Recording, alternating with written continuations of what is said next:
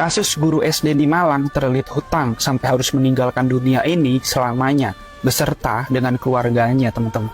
Kasus ini terjadi pada hari Selasa, tanggal 12 Desember 2023 kemarin, tepatnya di sebuah rumah kontrakan di Desa Samtorenggo, Kecamatan Pakis, Kabupaten Malang, di mana korban adalah seorang guru SD berinisial W dan istrinya berinisial SL, dan punya dua orang anak, yaitu Ake selaku anak pertama dan Are anak kedua. Are diajak oleh kedua orang tuanya untuk ikut dengan mereka, sementara Ake tidak. Ya kalian paham lah ya apa yang gue maksud dengan diajak itu.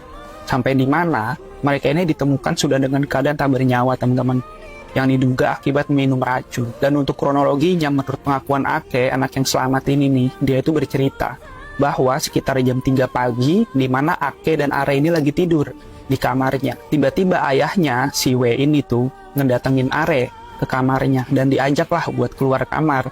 Pas pagi-pagi, Ake ini mencoba memanggil kedua orang tuanya itu dan adiknya, si Are itu, tapi nggak ada jawaban dan nggak ada orang juga gitu loh. Sampai di mana ada posisi kamar orang tua itu terkunci dari dalam.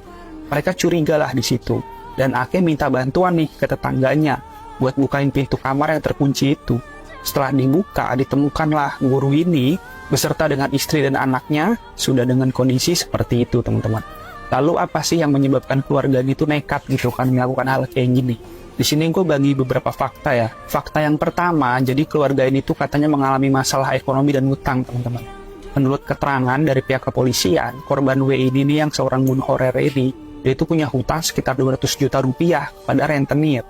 Hutang ini pun berasal dari kebutuhan sehari-harinya dan buat biaya sekolah anaknya. W ini juga katanya cuma seorang guru honorer biasa, yang dimana gajinya tertunggak selama berbulan-bulan. Hal ini pun membuat keluarga ini kesulitan buat memenuhi kebutuhan hidupnya. Sementara untuk fakta kedua, anak korban yang ikut dibawa oleh mereka ini yang bernama Are adalah seorang siswi berprestasi, teman-teman, dan mendapat beasiswa dari pemerintah. Are adalah siswi kelas 6 Negeri Samtorenggo. Are pun ternyata mendapatkan beasiswa dari pemerintah sebesar Rp500.000 per bulannya. Namun ya kalian juga paham sih ya, beasiswa ini pun yang nggak menutupi biaya sekolah dan kebutuhan lainnya. Sampai di mana imbas dari hutang yang menumpuk kepada rentenir ini pun ya akhirnya mereka itu mengalami depresi yang berat, si guru honorer ini dan istrinya. Dan ada satu fakta baru, teman-teman, yang ditemukan di cermin rumahnya. Ada tulisan wasiat untuk anak sulungnya yang hidup itu yang bernama Ake. Ya tulisannya kayak gitu. Jadi menurut gue pun di sini memang agak sedikit rumit sih ya kalau memang sudah berbicara soal kebutuhan hidup.